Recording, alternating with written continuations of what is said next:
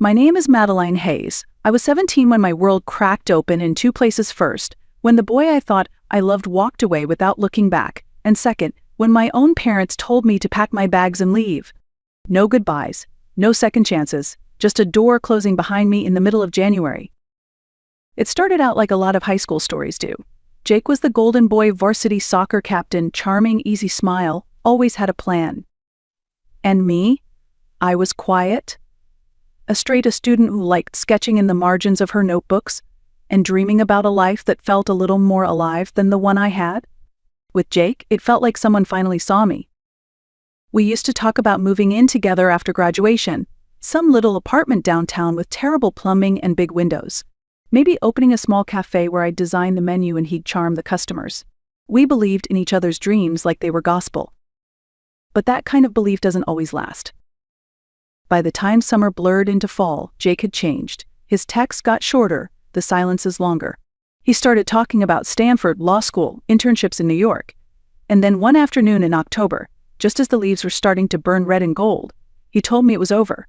Just like that, no fight, no tears, just his hand shoved deep in his jacket and a voice that didn't shake when he said, This isn't working anymore." He walked away, and I let him. I stood there in the middle of the park path, frozen in place, my scarf twisting in the wind. I didn't chase him, I didn't cry, not yet. I didn't know then that heartbreak was only the first storm coming. Jake and I met in sophomore year. It wasn't fireworks at first, not really. He borrowed my pen in history class and forgot to give it back. That was the beginning. From there it became late night calls, long walks home, and dreams stitched together over milkshakes to dominum words a time. We were young, but we talked like we had the whole world figured out.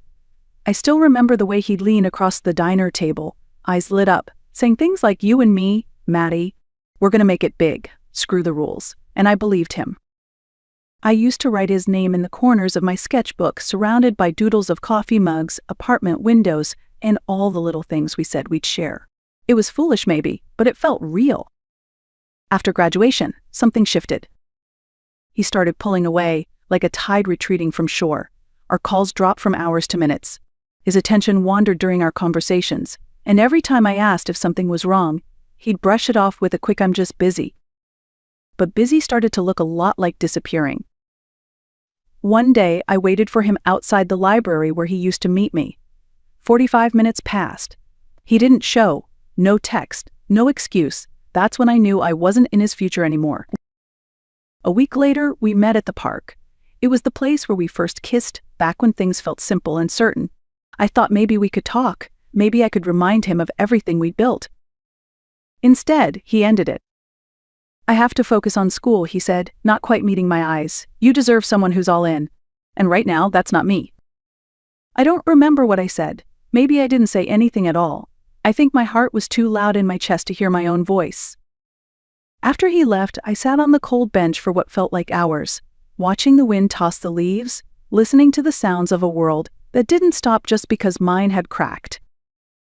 The loss of him was sharp, but it wasn't the worst part. That came later, when I realized I wasn't just heartbroken. I was pregnant. And Jake, he would never know, or care. The signs had been there, subtle at first. I was always tired, the smell of coffee made me nauseous, and my favorite jeans suddenly didn't zip up like they used to. Still, I told myself it was stress, maybe hormones, maybe anything but what I feared it might be. But fear has a way of sitting in your gut until it demands to be heard. One Friday after school, I stopped by the pharmacy 2 blocks from home. I remember how the fluorescent lights buzzed overhead as I stood frozen in front of the aisle, staring at the pregnancy tests, like they might vanish if I blinked. I picked the cheapest one, stuffed it into my coat sleeve, and paid in cash. At home, I locked myself in the upstairs bathroom, the one with the chipped tile floor and the mirror that always fogged too quickly. I followed the instructions with trembling hands, heart thudding against my ribs. 2 pink lines. That's all it took to change everything. I sat on the edge of the tub for a long time, holding the test in my lap like it might explain what to do next. My thoughts raced. Would Jake come back if he knew? Could I hide it from my parents? Could I even do this? That night at dinner, the table was set like usual: meatloaf, mashed potatoes, green beans. My dad read the paper while my mom hummed to herself in the kitchen. Everything looked normal, but inside me, a storm was building. "I need to talk to you," I said, voice barely above a whisper. My father looked up, adjusted his glasses. My mom stopped mid-step, casserole dish in hand. I stood there, unable to sit, unable to breathe. I'm pregnant. The silence that followed was total, the kind that makes your ears ring. Then came the shouting, the shaking chairs, the shock melting into fury. You've disgraced this family, my mother hissed.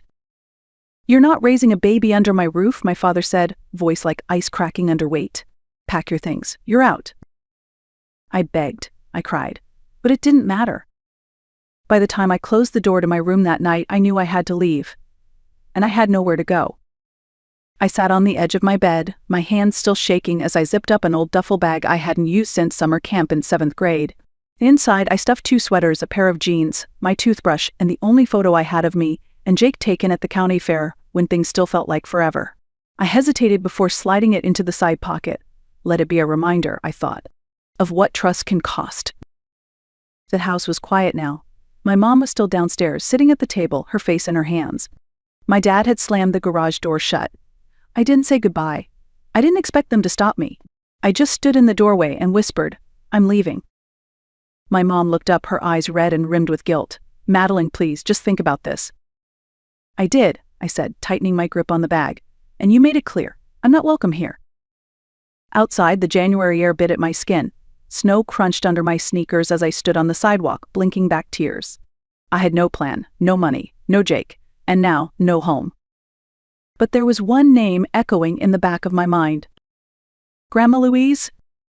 She lived in Maple Falls, a quiet little town 2 hours away. I hadn't seen her since Christmas, but she'd always told me, if you ever need me, honey, you call. I don't care what time it is. With numb fingers, I pulled out my phone and scrolled to her number. It rang once. Twice. Then her voice came through, warm and familiar. Hello? Grandma, I croaked. It's me. I need to come stay with you. Can I come now? There was a pause, the sound of her shifting in her chair. Of course you can, she said without hesitation. Get here safe. I'll put the kettle on. That's all it took. Not questions. Not judgment. Just love. I wiped my face, turned toward the bus stop at the end of the street, and started walking. I didn't know what waited for me in Maple Falls, but I knew who would be there. And right now, that was enough. The Greyhound pulled into Maple Falls just after midnight. The station was quiet, lit by flickering street lamps and the glow of a vending machine humming near the wall. I stepped off the bus, duffel bag heavy on my shoulder, feet crunching over frost. My breath fogged in the cold air, and my heart beat loud in my ears. Grandma Louise's house was only 3 blocks away. I'd walked that path once before as a child, clutching her hand, swinging it like I didn't have a care in the world. Now I wrapped my arms around my stomach and moved through the darkness like someone chasing a memory. Her porch light was on. That old porch had sagged for as long as I could remember, but it was always swept clean. A row of little ceramic frogs still lined the steps, one missing an eye. Before I could knock, the front door swung open. There she was. Louise wore a faded robe with little blue flowers and thick wool socks that barely clung to her slippers. Her silver hair was piled into a messy bun, and her sharp gray eyes softened the moment they met mine. She didn't say a word at first, just opened her arms. I collapsed into them.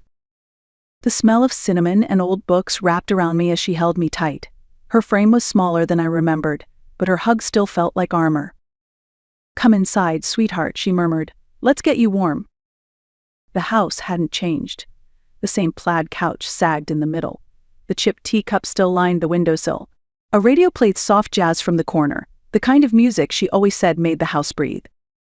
She handed me a mug of chamomile tea and a plate of leftover sandwiches, thick slices of bread, meatloaf, and just a smear of ketchup. I didn't even know I was hungry until I took the first bite. We sat in silence for a while. The warmth of the tea seeped into my fingers. The knot in my chest slowly began to loosen. Then I broke. I messed up, Grandma, I whispered. Mom and Dad said I've disgraced them, that I ruined everything. I looked up, my eyes full of fear. I'm pregnant, I'm scared, and I'm alone. Louise didn't flinch. She leaned back, took a slow sip of her tea, and set it down with quiet resolve. A child isn't a disgrace, she said firmly. It's a beginning. Sometimes a hard one, but still a beginning. And just like that, something in me shifted. Maybe I wasn't broken. Maybe I was just starting over. The days that followed were quiet, wrapped in slow routines and the steady hum of healing. Grandma Louise didn't ask questions. She didn't push or pry. She just made space. Space for me to sleep, to eat, to cry when the weight of it all got too heavy to hold inside. Every morning we had tea. She liked her chamomile strong, with a splash of honey and exactly 2 crackers on the side. I liked mine a little lighter, but I never told her that. It felt like a tradition I didn't want to break. By mid-February, the garden out back, just a patch of frost-covered soil, started showing tiny signs of life. Louise said winter roses were stubborn things. They bloom when everything else gives up. She'd chuckle, kneeling down to check their progress. Remind you of anyone? Sometimes I helped her prune dead branches or dust off her collection of teacups. Other times I curled up on the sagging couch with a blanket pulled tight, and the radio whispering soft jazz in the background, sketching whatever came to mind. I started drawing again. Not because I wanted to make something perfect, but because it helped me breathe. At night, I wrote in a little notebook I found tucked in the back of a drawer. I didn't write about Jake or my parents. I wrote about fear, about small victories, about the baby inside me and what kind of life I wanted for us both. You don't have to be perfect, Louise would say when she saw me staring out the window too long. You just have to keep going. And I did. I got a part-time job at a local bakery downtown, just a few shifts a week. The owner, Mrs. Keller, was kind. She never asked about my belly or my past. She just taught me how to frost cupcakes and made sure I ate lunch. It wasn't easy. Some nights, I still cried myself to sleep. Some mornings, the fear came roaring back. But I was safe. I was growing. And for the first time in weeks, I started to believe that maybe, just maybe, I could do this. The day it happened was heavy with heat. Mid-August in Maple Falls could press against your skin like a warm breath, and that Tuesday morning was no different. I was standing at the kitchen sink, rinsing a chipped plate, when a sharp pain sliced through my back and settled low in my belly. My hands froze in the water. A second later, I felt the unmistakable warmth of my water breaking. "Grandma," I called, voice tight with panic. Louise appeared within seconds, her robe tied loosely, car keys already in hand. "Let's go, sweetheart," she said, not even stopping to put on shoes. "We've got a little one waiting to meet us." The drive to Springfield Mercy Hospital was a blur of contractions and deep breaths. I clutched her hand the entire way, my forehead pressed against the cool glass of the window. She didn't say much, just whispered small comforts like prayers, like anchors. In the delivery room, time folded in on itself. The pain came in waves, each stronger than the last, and I screamed until my throat went raw. Nurses moved around us in quiet rhythm, but all I could focus on was Louise's hand on my shoulder and her voice in my ear. "You're doing fine, Maddie. Just breathe. You're almost there." And then he came. A tiny, squalling miracle covered in warmth and life and everything I didn't know I needed. He had a full head of dark hair, scrunched eyes, and fists that curled like he was ready to fight the world. They laid him on my chest, and everything stopped. I looked down at him and whispered, "Elijah." It was the name I'd written in my notebook, over and over. It meant the Lord is my strength, but to me it meant something else. It meant home. I looked over at Grandma, and for the first time in months, she was crying. Happy tears. And in that moment, in that hospital room with peeling paint and fluorescent lights, I knew I wasn't just a scared girl anymore. I was a mother. 2 decades passed like seasons do, quietly, steadily, and then all at once. Maple Falls became home in every sense of the word. I never left. I turned my part-time job at the bakery into a business of my own, Hayes Hearth, named for the warmth I wanted every customer to feel walking through the door. Elijah grew up with flour on his cheeks and cinnamon in his backpack. He got a scholarship to study architecture in the city. He still came home every Sunday for dinner. One rainy afternoon in October, I heard a knock at the door. When I opened it, I didn't expect to see my parents. They looked older, smaller somehow. My mother's hands trembled around a faded umbrella. My father's voice cracked when he asked, "Is this a bad time?" I stood there, Elijah beside me, tall and strong with his father's chin in my eyes. I didn't say yes. I didn't say no. Instead, I turned to my son and said gently, "Elijah, these are your grandparents. They've come a long way. Maybe they have something to say." and for once, I let the silence do the speaking. Some wounds don't heal, but some hearts grow anyway. I didn't rebuild my life to prove anything to the people who left me behind. I rebuilt it so I could live. Fully, honestly, without shame. And when my parents sat at my table that evening, sipping tea from chipped cups Grandma Louise once collected, I realized something. I wasn't angry anymore. Not because they deserved forgiveness, but because I deserved peace. Grandma Louise passed 5 years ago. She never met Elijah as a grown man, never saw the bakery expand, never got to sit on the porch swing we rebuilt in her honor. But she gave me something more lasting than advice or shelter. She gave me a foundation, a chance to grow roots in the very soil where I'd once felt discarded. And now, when women walk into my bakery with tired eyes or trembling hands, I smile the way she used to and say, "You're safe here." Because sometimes revenge isn't about fighting back. It's about rising gently, quietly, and showing the world you bloomed anyway. If this story stayed with you, I hope you'll share it, leave a comment, or simply remember your beginning might not be easy, but it's still yours. And that matters.